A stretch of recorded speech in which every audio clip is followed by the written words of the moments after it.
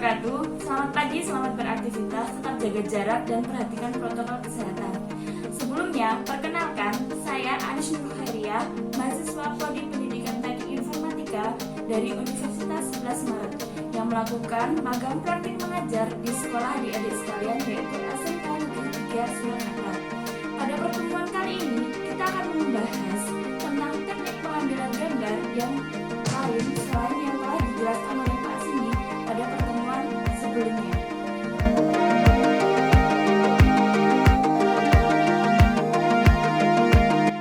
Terdapat beberapa teknik lain yang tidak hanya mengandalkan sudut pengambilan, ukuran gambar, gerak kamera, dan objek, tetapi juga unsur lain seperti cahaya, properti, dan lingkungan.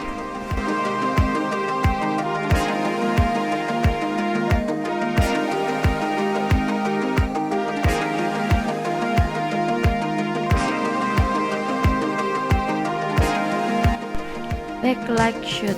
Dalam teknik ini, pengambilan gambar memperlihatkan wajah yang berbayang karena diabadikan oleh lensa kamera. Lensa kamera lebih mengejar cahaya di belakang objek sehingga objek menjadi tidak terkena cahaya. Pada prinsipnya, kamera selalu mengejar cahaya yang lebih terang, sehingga jika ada objek yang menghalangi cahaya, maka objek tersebut akan terlihat gelap. Efek yang terjadi adalah objek terlihat tidak jelas, sementara background tampak terang benderang. Semakin terang cahaya background, maka semakin gelap objek.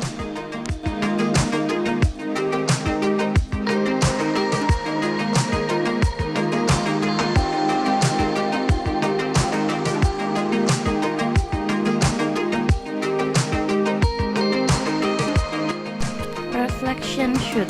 Dalam teknik ini, juru kamera tidak membidik objek langsung ke sasaran, tetapi justru ke benda-benda yang mengandung bayangan atau refleksi atau pantulan objek. Jika dilakukan di kamar, maka cermin bisa digunakan sebagai reflektor. Jika dilakukan di taman, kolam bisa dijadikan sebagai reflektor. Kesan yang ditimbulkan cukup dramatis karena pengaruh media yang digunakan.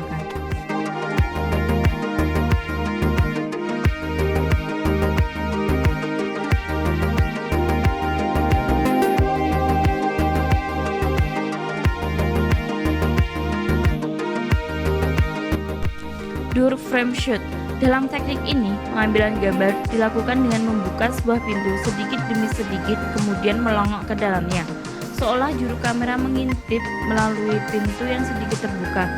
Teknik ini memberikan kesan menegangkan, misalnya dalam film horor. Penonton dibuat penasaran pada peristiwa yang terjadi di balik pintu.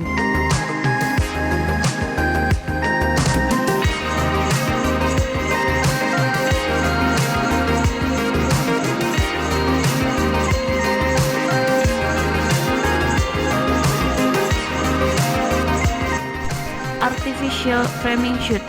Dalam teknik ini, juru kamera menempatkan benda-benda di depan kamera sehingga efek yang muncul adalah keindahan karena kamera tidak langsung membidik objek tetapi terhalangi oleh benda yang menjadi foreground.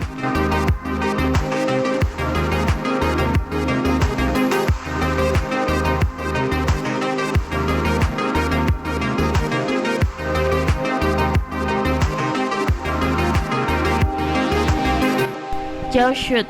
Dalam pengambilan gambar, biasanya objek tahu jika gambarnya akan di-shoot. Tapi dalam teknik ini justru seolah-olah objek tidak tahu, sehingga ketika kamera menyorot ke arahnya, dia terlihat kaget. Tapi dalam situasi yang dramatik.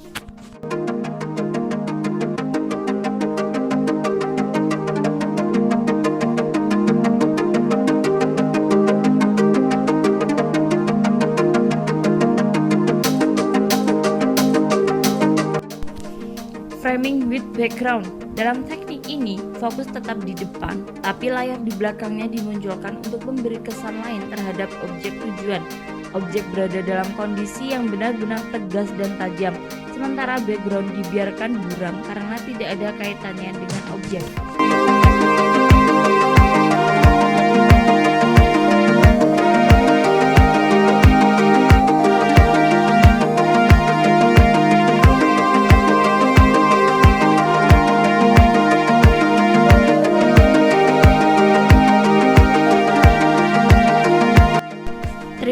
Transition. Dalam teknik ini, posisi kamera berada di atas tripod dan beralih dari objek satu ke objek lain secara cepat.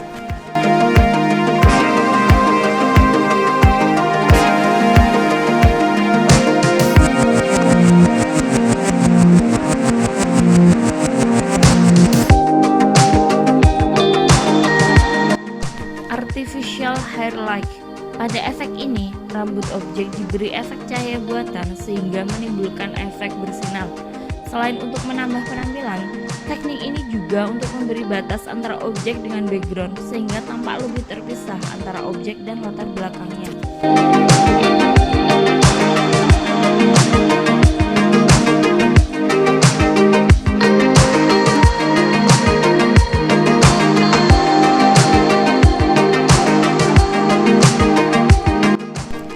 Flash road effect. Kamera berada di dalam kendaraan yang sedang melaju kencang.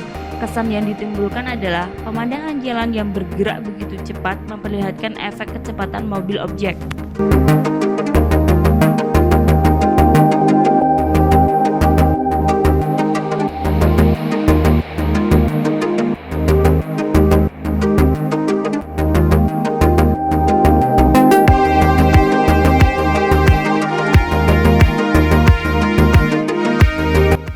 Walking shoot. Teknik ini mengambil gambar pada objek yang sedang berjalan.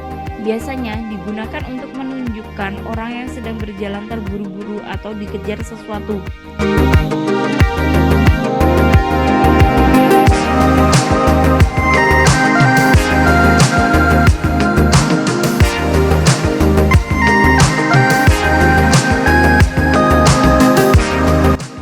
Over shoulder. Pengambilan gambar dari belakang objek. Biasanya objek tersebut hanya terlihat kepalanya atau bahunya saja. Pengambilan gambar ini digunakan untuk adegan dialog antar pemain.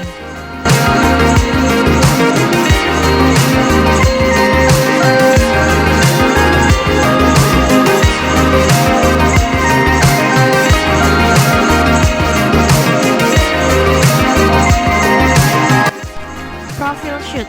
Jika dua orang sedang berdialog, tetapi pengambilan gambarnya dari samping, kamera satu memperlihatkan orang pertama dan kamera dua memperlihatkan orang kedua.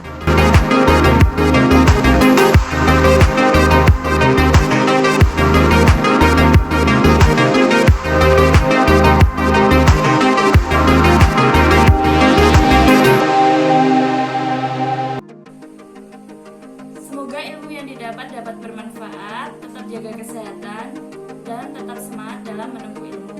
Sekian dari saya, semoga kita dapat bertemu